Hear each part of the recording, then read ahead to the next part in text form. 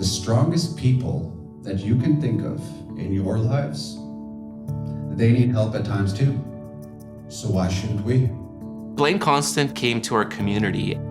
Blain is a motivational speaker and a great fiddler too. And he did a full day workshop in our theater with the youth. And by full day, I mean a full 8-hour workshop. And the youth were extremely engaged throughout this. And so basically I took them through my life story. It's a story of self-discovery, which entails, talking about breaking the cycles of abuse, overcoming addiction, learning to love ourselves, stepping out of our comfort zone. I do always let the listeners know that some of the stuff that we're going to talk about is going to be pretty heavy, but we do need to go through that heavy in order to get to the healing. Because for years I couldn't heal in my life because I just kept pretending that I wasn't hurt. I spent years and years pretending everything was okay, and that didn't do me any favors. Because when we bury all that stuff, it doesn't turn into anything good. It often turns into harmful things like addictions, rage, anxiety, depression, suicidal ideation. When we bury this stuff, it doesn't turn into anything good. So we need to acknowledge what we are feeling, because that to me is what true strength is. The power of the presentation lies in the truth. I gotta be real with them. I gotta take them through the thought process and the stories and not avoid the heavy conversation. Opening up the floor to those heavy discussions lets them know that it's okay for them to talk about theirs too. The way that I structure my presentation, if I was to say that there was any structure to it at all, is I try to gear it towards what would have worked on me when I was younger. I don't tell people what to do. I actually drop their guards by saying, don't worry guys, I'm not here to tell you don't drink, don't do drugs, because the truth is, you wouldn't listen to me anyway. And then I empower them to make the decision for themselves, because I say, hopefully these are the stories you guys will remember when it comes time for you to make that decision for yourself. I've been doing this for 6.5 years now.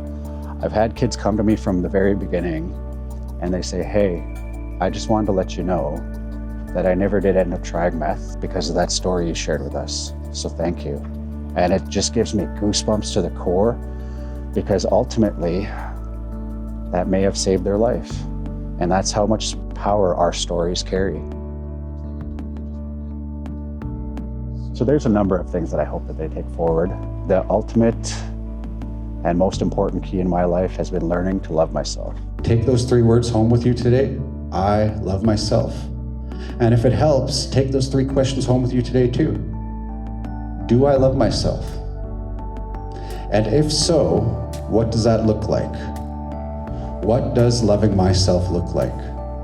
When I reiterate those questions to the crowd, you see a lot of them start going into their mind and they start thinking about what that would look like for them. And then I say the answer is going to be different for every single one of you. And I always tell them that a good way to gently open that door for yourself in your life is just by saying those 3 words right there.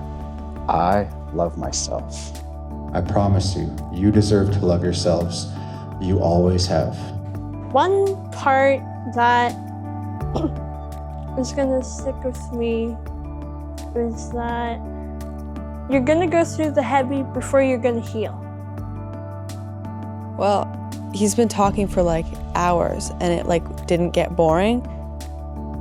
I'm so grateful that these youth conferences are opening the floor up to that heavy conversation, opening that floor up to stories of healing, recovery, resilience, self-discovery, and self-love.